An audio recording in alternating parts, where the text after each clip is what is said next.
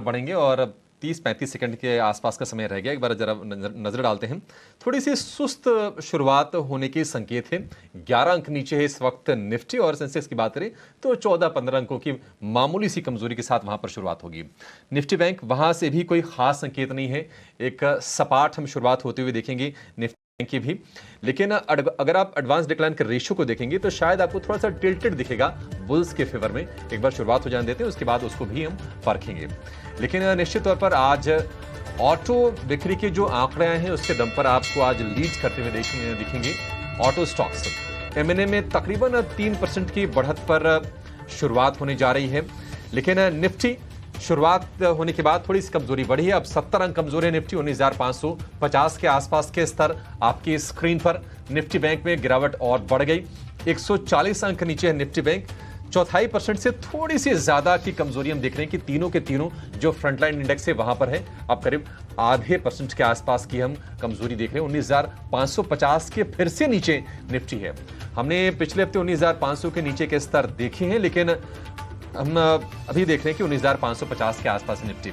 एक बार स्टॉक्स देख लेते हैं। बहुत लंबी लिस्ट आपको तेजी वाली नहीं दिखेगी। जो शुरुआत आपको ओपनिंग टिक से दिख रही थी, शायद अब वहां से हम देख रहे हैं कि गिरावट ऊपरी स्तर से आ रही है। एमएनए में जो बढ़त है 1% से भी कम की है।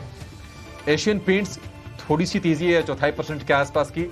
एल&टी, अडानी एंटरप्राइजेज, एचयूएल, ये कुछ और शेयर हैं जहां पर हम 0.25% के गेंस पर शुरुआत होते हुए दिख रहे हैं। लेकिन जैसे कि आशंका थी, ओएनजीसी में आज कमजोरी आएगी क्योंकि कच्चे तेल का भाव तेजी से गिरा है। $90 के आसपास के भाव ब्रेंट क्रूड की। ओएनजीसी करीब 2-2.5% की कमजोरी पर यहां पर शुरुआत हुई है। आयशर 2-2.5% ये कमजोर है।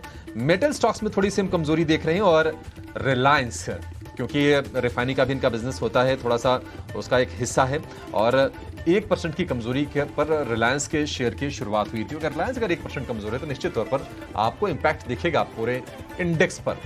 निफ्टी संघर्ष कर रहा है 19,500 के स्तर को बचाने के। लेकिन कंजम्पशन और फार्मा के स्टॉक्स की बात करें तो टाटा कंज्यूमर, इसके साथ साथ टाइटन 1% से ज्यादा नरमी यहां पर हम देख रहे हैं। इसके अलावा आईटी में भी कुछ स्टॉक्स हमें कमजोर होते दिख रहे हैं। तो हम ये कह सकते हैं कि रिलायंस के अलावा कंजम्पशन वाले स्टॉक, कुछ ऑटो वाले स्टॉक्स और मेटल स्टॉक से बाजार पर दबाव बन रहा है। और निफ्टी में सिर्फ इस वक्त 6 शेयर ऐसे हैं जहां पर हरे निशान के साथ शुरुआत हुई है।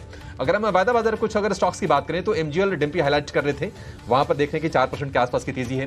वेदांता के डीमर्जर के ऐलान करने के बाद हम देख रहे हैं कि शेयर में थोड़ी सी बाइंग जरूर आई है, बहुत ज्यादा तेजी नहीं है। 2.5% के आसपास की मजबूती वहां पर हमें देखने को मिल रही है। डिम्पी से कुछ और शेयर जानते हैं कि मिड कैप्स में और कहां पर हलचल है। डिम्पी बताइए। जरा बुरा नहीं आया है। 1000 का जो नंबर आपको एडवांसेस के अंदर दिख रहा है, it's not a bad deal कि आपको ओपनिंग में मिल रहा है, और साथ ही साथ 500 को बचाने की जो प्रोसेस है वो अभी भी जारी है, ये टूटा नहीं है। और इम्पॉर्टेंट अच्छी चीज़ है कि 44,300 पर बैंक निफ्टी है, भले 200 पॉइंट हम नीचे है, तो सब चीज़ों को अच्छे से डाइजेस्ट हो रहा है। एक बार हम आपको मैप और दिखा देते हैं, फिर मैं कुछ छोटे मझोले शेयर्स आपको नोटिस करवाऊंगा ज़रूर, आप इनमें अच्छे ट्रेड ढूंढ लीजिएगा। M&M ये एक आज बढ़ने वाला शेयर है। इसके अलावा आईशर आपको दिख रहा होगा, देखिए दोनों में डाइवर्जन है, एक शेयर सबसे ऊपर दिख रहा होगा, एक शेयर कॉर्नर में। ओएनजीसी का हमने जो शेयर आपको दिया ना, एक अच्छी अपॉर्चुनिटी हो सकती है, क्रूड की वजह से नीचे आया, 2-2.5% बेस अच्छा बना हुआ है, इसका फायदा आपको मिलेगा। हिंडाल्को, एसबीआई, सिप्ला जैसे कुछ एक शेयर्स हैं जहां पे गिरावट तो है करीब 1-1% के आसपास की, और बढ़ने वाले शेयर्स की संख्या भी थोड़ी कम है, और वेटेज वाला शेयर अभी तो कोई नहीं दिख रहा। बट हाँ, आप उम्मीद करके रखिए कि शायद 19,500 के आसपास का एक बेस बन जाए। दूसरी बात आते हैं छोटे मझोले शेयर्स पे। एक शेयर मैं आपको दिखाता हूँ, एसकेएफ इंडिया। आज ये शुरुआत में अच्छे वॉल्यूम के साथ ऊपर आया है।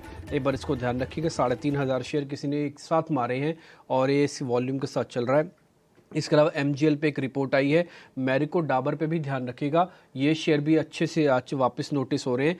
एमएमटीसी भी 2-2.5% ऊपर है, ये ऊपर है। ज्योति लैब थर्ड डे है जब बैक टू बैक ये शेयर चल रहा है, आप इस पे भी ध्यान रखिएगा। एक अच्छी चीज़ हमको जो दिख रही है पूरी स्क्रीन देखने के बाद, वो ये लग रहा है कि भले बड़े शेयर्स में आपको कंसोलिडेशन, साइडवेज, थोड़ा निराशा, थोड़ी उदासी दिखेगी, लेकिन कुछ कुछ स्टॉक्स ऐसे हैं छोटे मझोले शेयर्स कैटेगरी के अंदर जहां पर तेज़ी का मोमेंटम ज़बरदस्त जारी है, जिसमें से मैंने आपको अभी ज्योति लैब का एक एग्जांपल दिया। ईज माई ट्रिप भी 2-2.5% ऊपर है।